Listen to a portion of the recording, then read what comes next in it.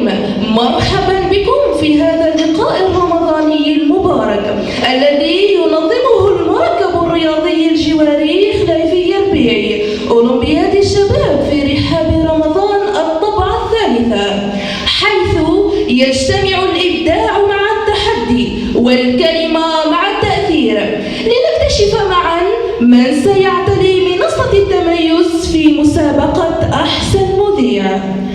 وهذا اللقاء ما هو إلا فرصة ذهبية لإطلاق العنان للأصوات المبدعة، حيث يتلاقى الحضور والثقة والطلاقة في جو تسوده الروح التنافسية الشريفة.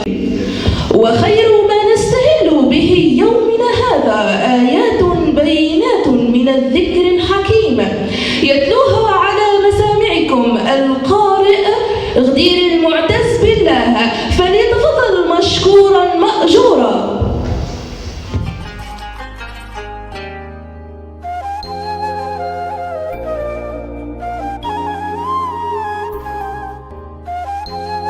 أعوذ بالله السميع العليم من الشيطان الرجيم. بسم الله الرحمن الرحيم.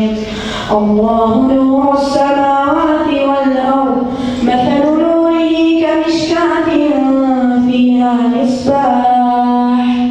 المصباح في زجاجة، الزجاجة كأنها كوكب دري يوقد من شجرة مباركة زيتونة لا شرقية ولا غربية، يكاد زيتها يضيء ولو لم تمسسه نار، نور على نور، يهدي الله لنوره من يشاء ويضرب الله الأمثال للناس، والله بكل شيء عليم.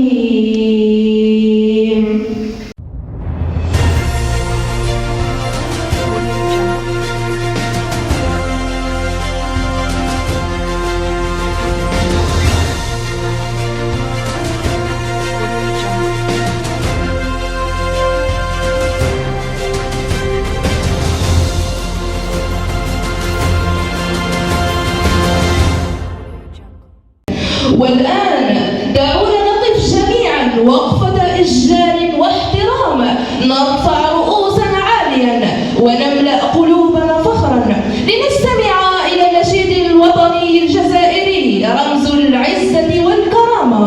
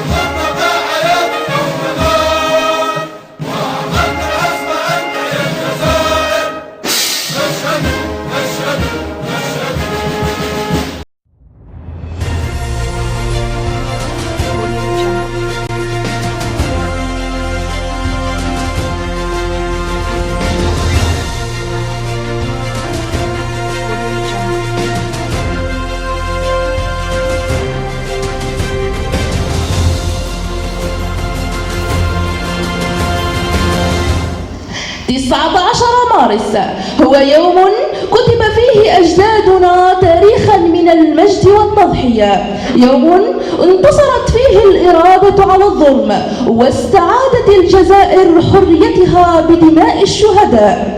لم يكونوا يملكون سوى الإيمان بوطنهم فواجهوا المستحيل وانتصروا، واليوم نحن ورث هذا النصر العظيم عظيمة، لكن السؤال هو: هل نحن على قدر هذه المسؤولية؟ الجزائر لن تزدهر بالكلمات بل بسواعد أبنائها. سر قوتها ليس في ثرواتها بل في روح شعبها التي لا تنكسر.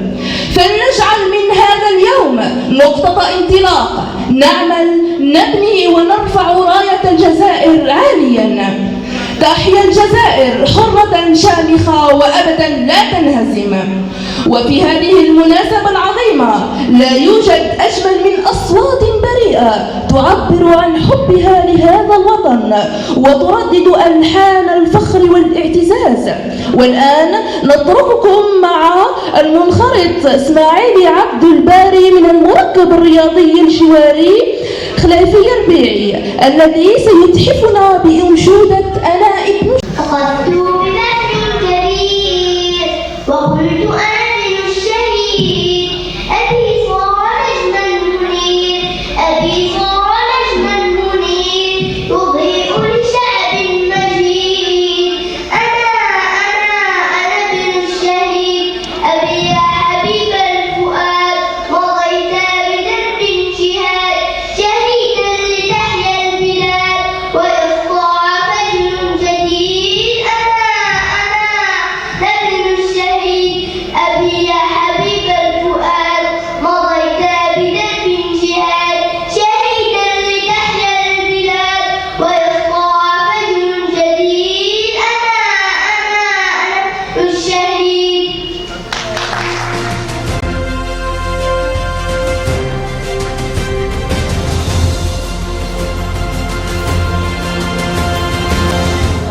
تصفيقكم مرة أخرى لهذا الصوت الجميل.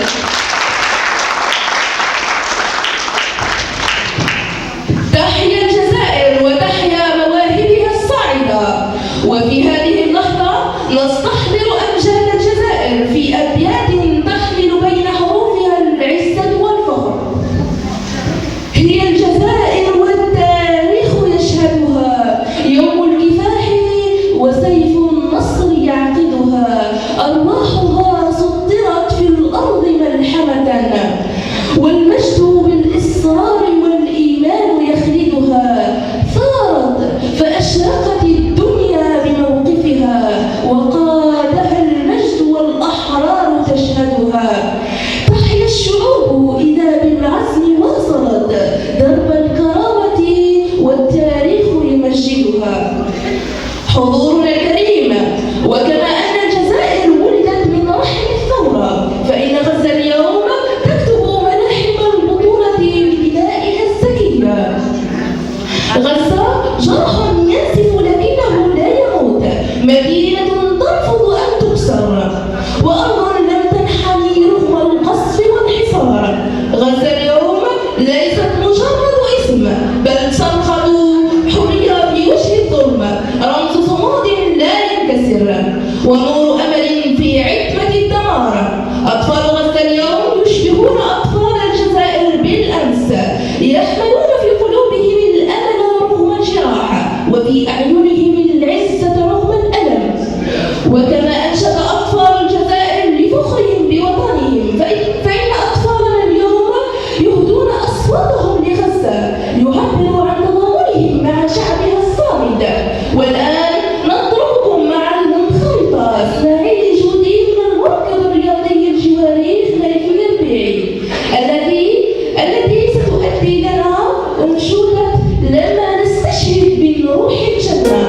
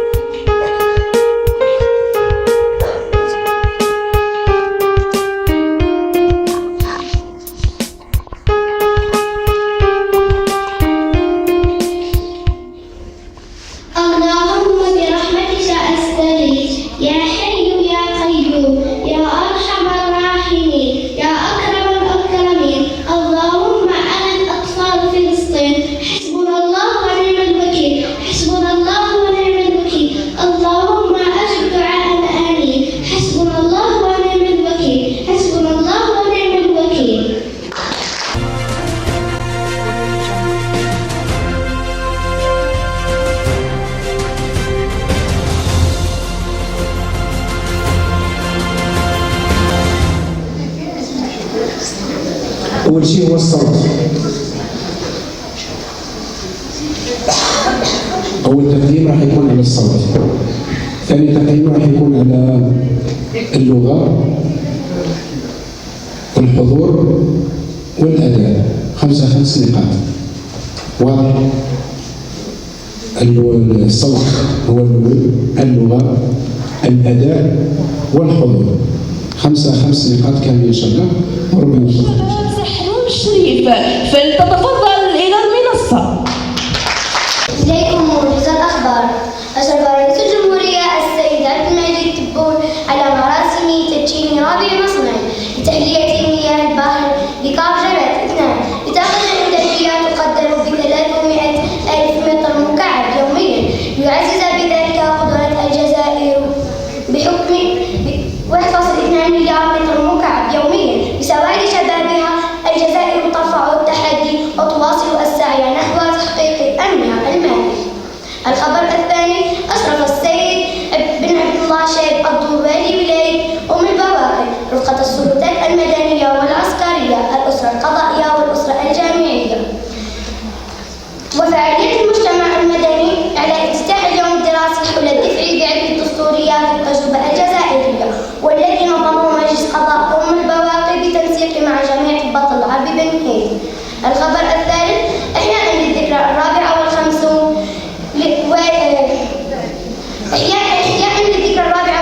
لتأميم المحروقات، أشرف السيد طهراوي عمر الأمين لولاية أم البواقي رفقة رئيس دائرة أم البواقي ورئيس بلدية عين الزيتون على وضع حيز خدمة شبكة الكهرباء لمشتى بليف بلدية عين الزيتون، وذلك ضمن ربط المناطق النائية بالكهرباء. الخبر الرابع، تغريدا للذكرى 68 لاستشهاد البطل العربي بن هيدي، انطلقت الدورة الرمضانية الكبرى للكون 2025 تحت إشراف مديرية الشباب والرياضة لولاية أم البواقي بمشاركة عدة نجوم كروية للمنتخب الوطني الجزائري سابقا على غرار الأخضر بلومي، فوضي مغارية وعمر بالعقل، تحت شعار الكرة وسيلة للمحبة والأخوة بين الأشخاص أساسها الأخلاق. شكرا لكم، إلى اللقاء.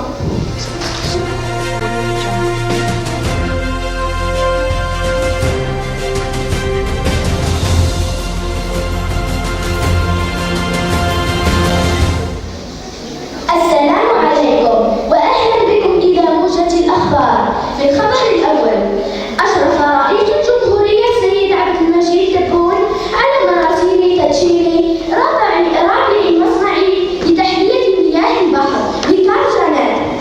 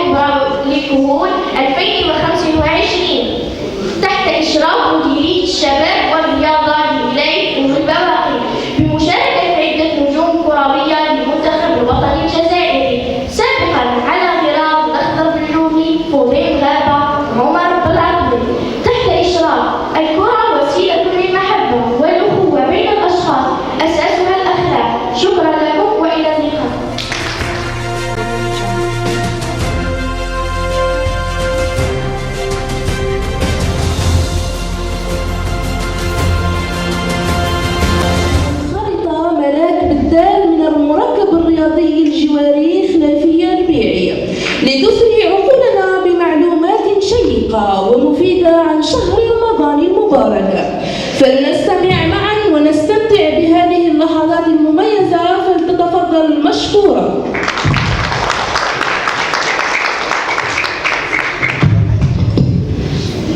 هل تعلم أن أول صلاة صلاها الرسول صلى الله عليه وسلم هي صلاة الظهر؟ هل تعلم أن عدد كلمات القرآن الكريم هي 77,439 كلمة؟ هل تعلم أن صلاة الواحدة على النبي صلى الله عليه وسلم ب10 حسنات وتشفع لك بدخول الجنة؟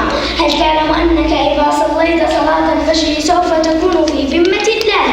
هل تعلم أن أول من يرفع من الأعمال هذه الأمة الصلوات الخمسة؟ هل تعلم أن أول من أذن في السماء جبريل عليه السلام؟ هل تعلم أن من صام يوما في سبيل الله باعد الله بينه وبين جهنم مسيرة 100 عام؟ هل تعلم أن من قرأ حرفا واحدا من القرآن الكريم فله حسنة والحسنة ب10 أمثالها؟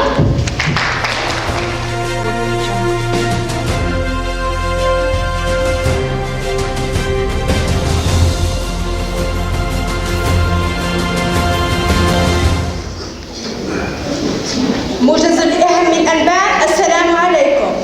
أشرف رئيس الجمهورية السيد عبد المجيد تبون على مراسيم تدشين رابع مصنع لتحلية مياه البحر بالكعب جنان.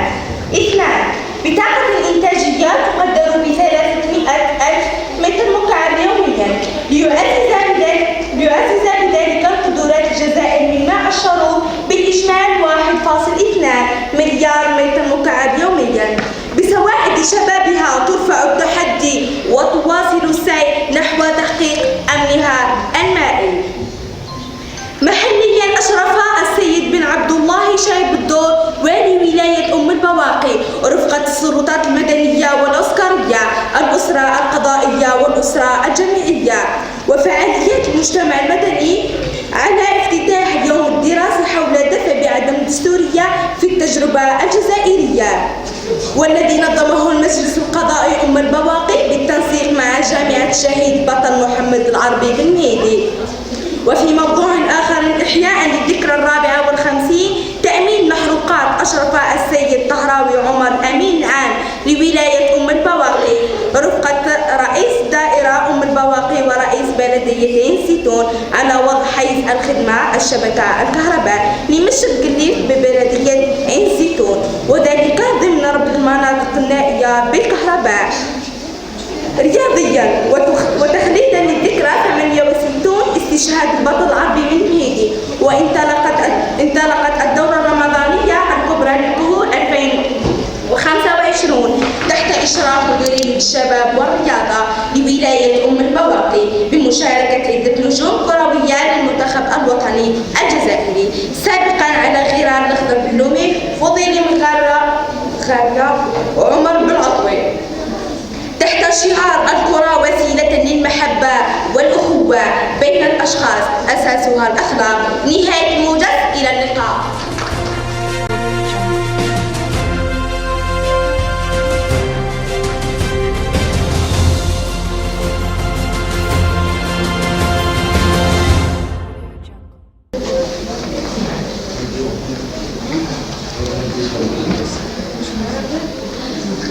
السلام عليكم ورحمة الله تعالى وبركاته. موجز الأخبار، أهلا بكم. أشرف رئيس الجمهورية السيد عبد المجيد تبون على مراسيم تدشين هذا مصنع لتحلية مياه البحر بكعب جنات 2 بطاقة إنتاجية تقدر ب300,000 مكعب يوميا ليعزز بذلك قدرات الجزائر من ماء الشرب بإجمالي 1.2 مليار متر يوميا. بسواعد شبابها الجزائر ترفع التحدي وتواصل السعي نحو تحقيق أمنها المائي. محليا أشرف السيد بن عبد الله شايب الدور والي ولاية أم البواقي رفقة السلطات المدنية والعسكرية الأسرة القضائية والأسرة الجامعية وفعاليات المجتمع المدني على افتتاح اليوم الدراسي حول الدفع بعدم الدستورية في التجربة الجزائرية والذي نظمه مجلس قضاء أم البواقي بالتنسيق مع جامعة الشهيد البطل العربي بن مهدي وإحياء للذكرى 54 لتأمين المحروقات أشرف السيد طهراوي عمر الأمين العام لولاية أم البواقي رفقة رئيس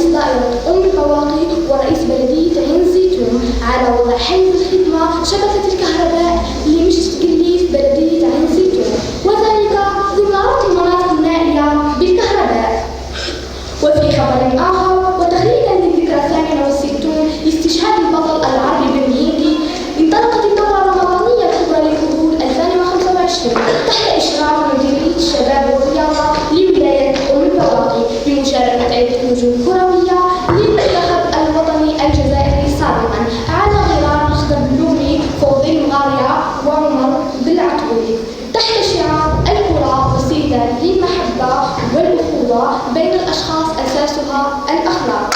نهاية الموجز، إلى اللقاء.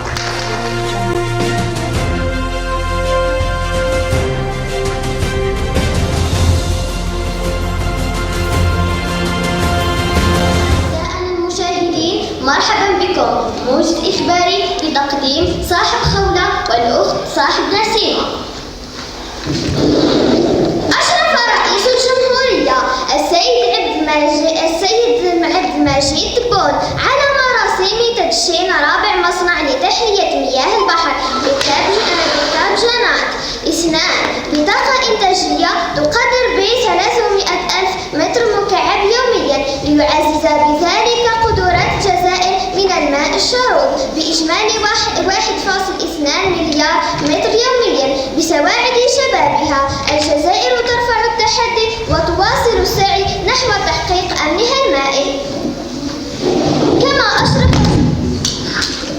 كما أشرف السيد بن عبد الله شايب الدور والي ولاية أم البواقي رفقة السلطات المدنية والعسكرية، الأسرة القضائية والأسرة الجامعية وفعاليات المجتمع المدني على افتتاح اليوم الدراسي حول الدفع بعدم الدستورية في التجربة الجزائرية، والذي نظمه مجلس قضاء أم البواقي بالتنسيق مع جامعة الشهيد البطل محمد العربي بن مهيدي.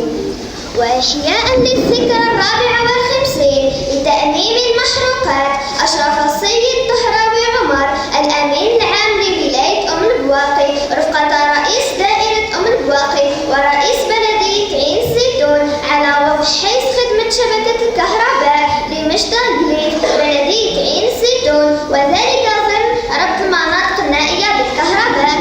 ولتخليد ذكرى 68 لاستشهاد البطل العربي بالمهيدي انطلقت الدورة الرمضانية الكبرى للكهول 2025 تحت إشراف مديرية الشباب والرياضة لولاية أم البواقي، بمشاركة عدة نجوم كروية للمنتخب الوطني الجزائري سابقا على غرار الأخضر بلومي، فوزي المغارية وعمر بالعوطي، تحت شعار الكرة وسيلة للمحبة والأخوة بين الأشخاص أساسها الأخلاق. وصلنا وإياكم إلى نهاية الموجز، وشكرا.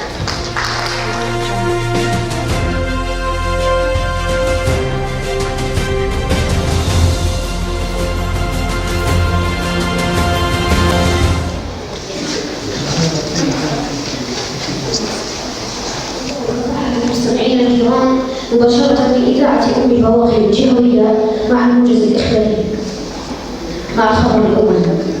أشرف رئيس الجمهورية السيد عبد المجيد تبون على مراسم تدشين رابع مصنع لتحلية مياه البحر بكار جنات 2 بطاقة إنتاجية تقدر ب 300,000 متر مكعب يوميا، يعزز بذلك قدرات الجزائريين إلى الماء الشروب بإجمالي 1.2 مليار متر يوميا. بسواعد شبابها الجزائر ترفع التحدي وتواصل السعي نحو تحقيق أمنها المائي. وثاني خبر، أشرف السيد بن عبد الله شايب الدور والي ولاية أم البواقي رفقة السلطات المدنية والعسكرية، الأسرة القضائية والأسرة الجامعية وفعاليات المجتمع المدني على افتتاح اليوم الدراسي حول الدفع بعدم الدستورية في التجربة الجزائرية، والذي نظمه مجلس قضائي أم البواقي بالتنسيق مع جامعة الشهيد البطل محمد العربي. أما الخبر الثالث، إحياء الذكرى 54 لتأميم المحروقات، أشرف السيد طهراوي عمر الأمين العام لولاية أم البواقي رفقة رئيسه دائرة أم البواقي ورئيس بلدية عين الزيتون على وضع حجز الخدمة لشبكة الكهرباء لمشت جريف بلدية عين الزيتون، وذلك ضمن ربط المناطق النائية بالكهرباء. أخيرا الخبر الرابع، تخليدا بالذكرى 68 لاستشهاد البطل محمد العربي بن مهيدي انطلقت الدورة الرمضانية الكبرى للكهول 2025 تحت إشراف مديرية الشباب والرياضة لولاية أم البواقي بمشاركة عدة نجوم كروية للمنتخب الوطني الجزائري سابقا على غرار الأخضر اللوني فوضى الغالية وعمر العطوي تحت شعار الكرة وسيلة للمحبة والأخوة بين الأشخاص أساسها الأخلاق. دمتم في رعاية الله وحفظه. مستمعينا الكرام، والسلام عليكم ورحمة الله تعالى.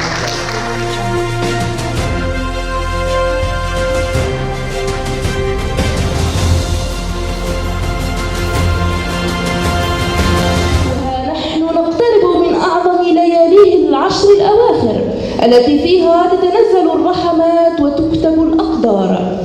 وفي هذه الليالي المباركة نبحث عن القرب من الله ونرفع أكف الدعاء طمعا في مغفرته ورضوانه. والآن خير ما نتزود به في هذه الأيام هو الذكر والكلمة الطيبة. دعونا نصغي الآن من منخرطة دردار رقية من المركب الرياضي الجواري خليفي الربيعي، والتي ستحدثنا عن فضل العشر الأواخر من رمضان. فضل العشر الأواخر وفضل الخواتيم وفضل العبادة في أزمنة الغفلة.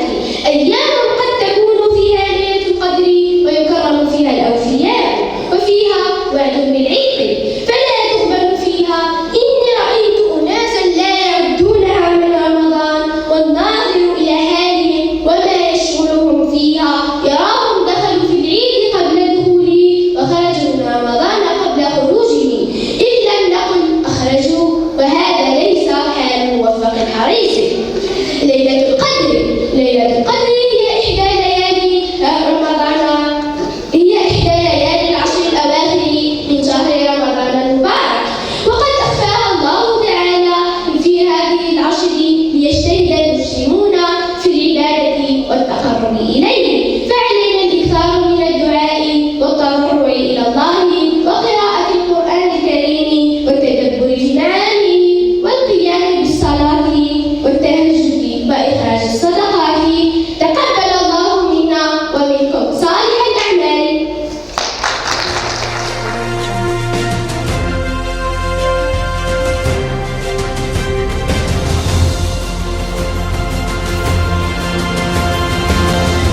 نعود إلى جو المسابقة مع المتسابق مراكش رفيبة، فلتتفضل إلى المنصة.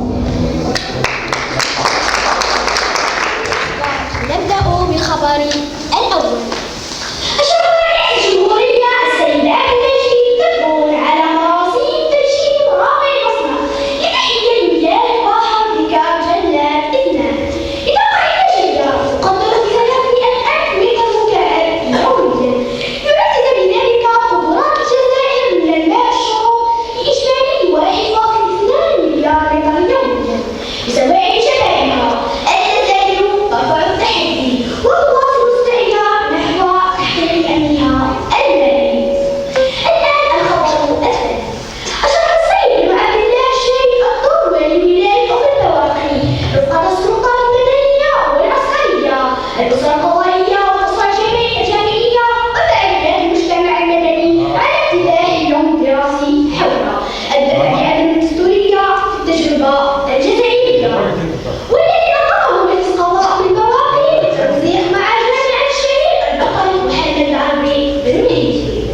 الآن ننتقل إلى الخبر الثالث. إحياء الذكرى 54 لتأمين المحروقات. أجرى السيد طهراوي عمر الأمين العام لولاية أم البواقي رفقة رئيس دائرة أم البواقي ورئيس بلدية عين الزيتون على وضع حديث خدمة شبكة الكهرباء لمجد القديم بلدية عين الزيتون، وذلك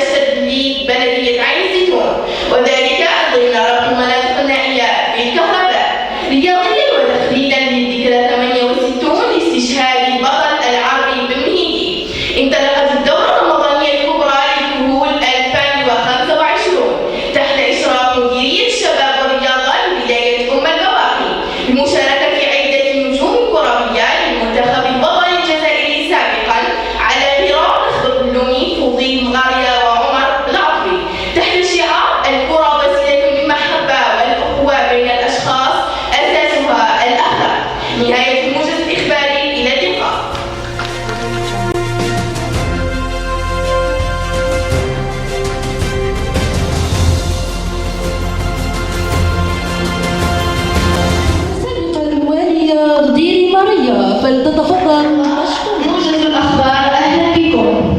أشرف رئيس الجمهورية السيد عبد المجيد تبون على مراسم تدشين رابع مصنع لتحلية مياه البحر بكاب جنة 2 بطاقة إنتاجية تقدر ب 300,000 متر مكعب يوميا، ليعزز بذلك قدرات الجزائر من الماء الشرب بإجمالي 1.2 مليار متر مكعب يوميا. بصواعد شبابها الجزائر ترفع التحدي وتواصل السعي نحو تحقيق أمنها المائي. محليا أشرف السيد بن عبد الله الشريف الدور ولي ولاية أم البواقي رفقة السلطات المدنية والعسكرية، الأسرة القضائية والأسرة الجامعية وفعاليات المجتمع المدني على افتتاح اليوم الدراسي حول الدفع بعدم الدستورية في التجربة الجزائرية، والذي نظمه مجلس قضاء أم البواقي بالتنسيق مع جامعة الشهيد البطل العربي بن مهيدي. وإحياء للذكرى 54 لتأمين المحروقات، أشرف السيد طهراوي عمر الأمين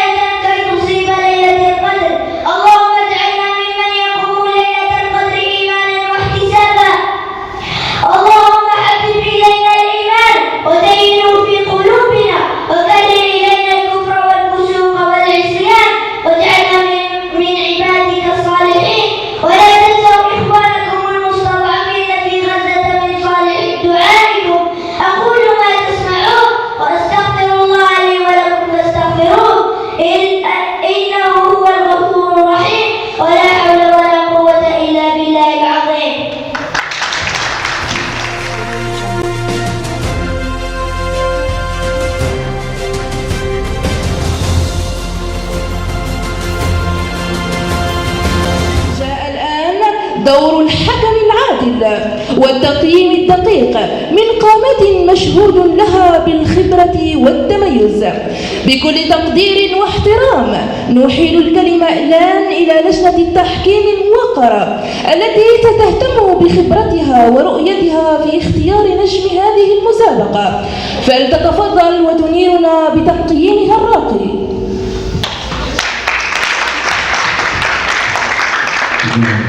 شكرا جزيلا. فزتوا المتسابقين؟ خسارة يعني صراحة. والله خسارة. اللي إن شاء الله اللي تمشي عليها. هذا نقول إن شاء الله نقول.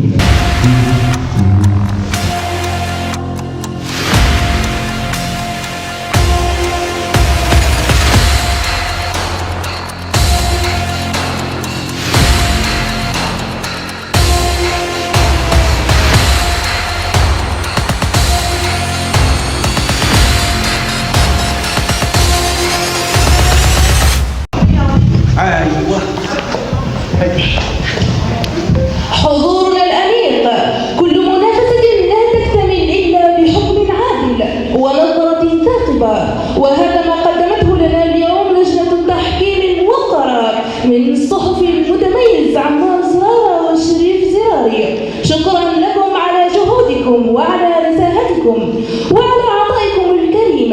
كنتم ميزان عدل والقدوة في المهنية، وساهمتم في إبراز هذا الجيل من المبدعين. باسم المركب الرياضي الجواري خليفي الربيعي، وباسم كل من آمن بصوته، وباسم كل من صنع الفارق اليوم، وباسم الجميع نقول لكم جزاكم الله خيرا، ودمتم شعلة تنير درب الإبداع. ولا يفوتنا في هذا المقام أن نتوجه بخالص الشكر والتقدير لنادي الصحفي المبدع الذي كان وراء هذا التنظيم الرائع، فمن فضل جهود منخرطيه وإشراف أستاذهم الفاضل يوسف خوجة محمد. نعيش اليوم هذه الأجواء المميزة من الإبداع والتنافس ومساهمة كل موظفي وموظفات وإطارات المركب الرياضي الجواري خليفي الربيعي، وعلى رأسهم السيدة سمية الجراح على دعمها الثابت وتشجيعها المستمر لكل مبادرة هادفة، ما كان له الأثر الكبير في هذا إنجاح هذا الحدث. كما نشكر السيد حميد جلال على مشاركته الفعالة وروحه الإيجابية التي أضفت أجواء من الحماس والمتعة. لكم جميعا جزيل الشكر والتقدير على جهودكم القيمة، دمتم شعلة الإبداع والعطاء. حضورنا الكريم، لحظة طال انتظارها، لحظة التكريم، لحظة التتويج. إنها لحظة الإعلان عن الفائز بعد مشوار حافل بالإبداع والتحدي، وبعد أداء أبهرنا جميعا. حان الوقت لنكرم نجوم هذه المسابقة. إنها اللحظة الحاسمة لإعلان المراكز الثلاثة الأولى. نبدأ بالمركز الثالث، صاحب الأداء المميز والحضور القوي الذي استطاع أن يترك بصمته في هذه المسابقة، يفوز بالمركز الثالث وبجائزة مالية قدرها 2000 دينار جزائري. المتألق أو المتألقة هي ريتاج موجب، مبارك لها، ولتتفضل إلى المنصة لاستلام هديتها جائزة. وتشرفنا السيدة فلاح إسفهان بتقديم الجائزة، فلتتفضل مشكورة.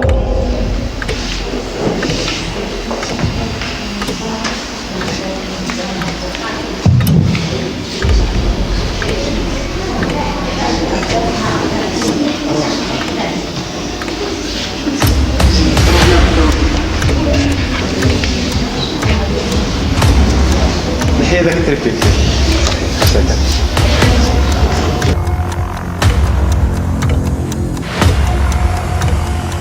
ننتقل الآن إلى الفائز بالمركز الثاني.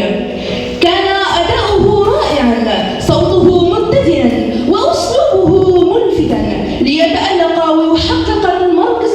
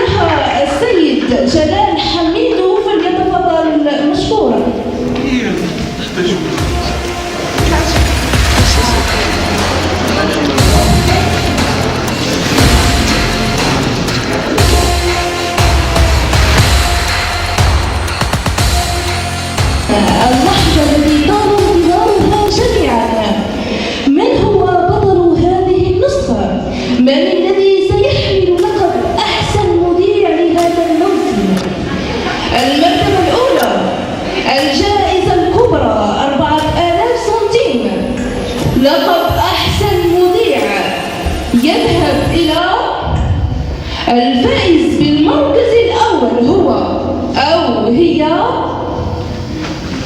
التوأم خولة ونسيمة صالح.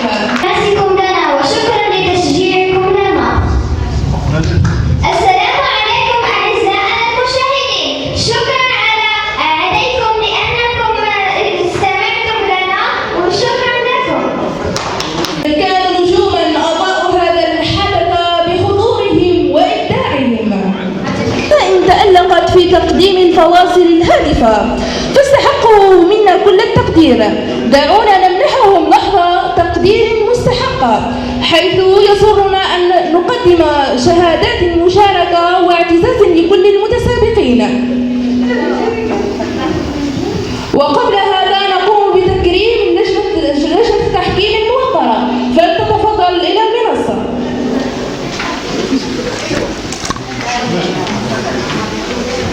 فليتفضل الصحفي المبدع.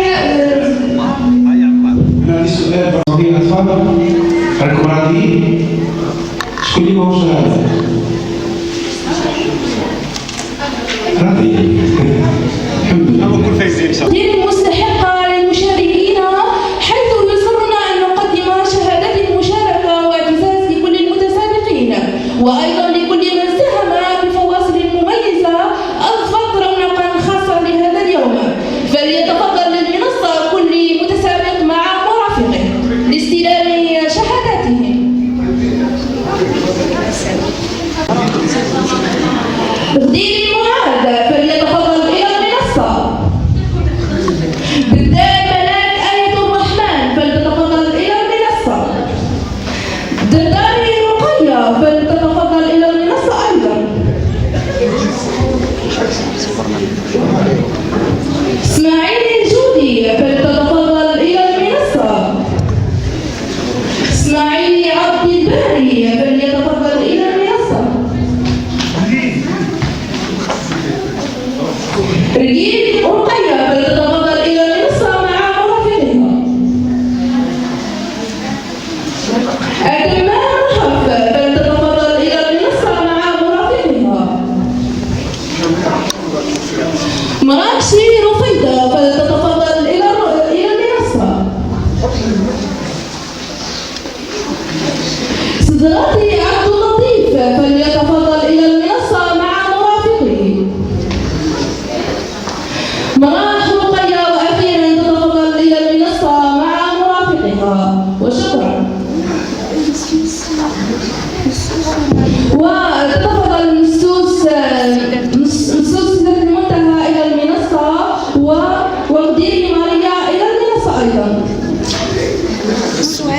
سعاد رائعة، لكن النجاحات لا تنتهي هنا.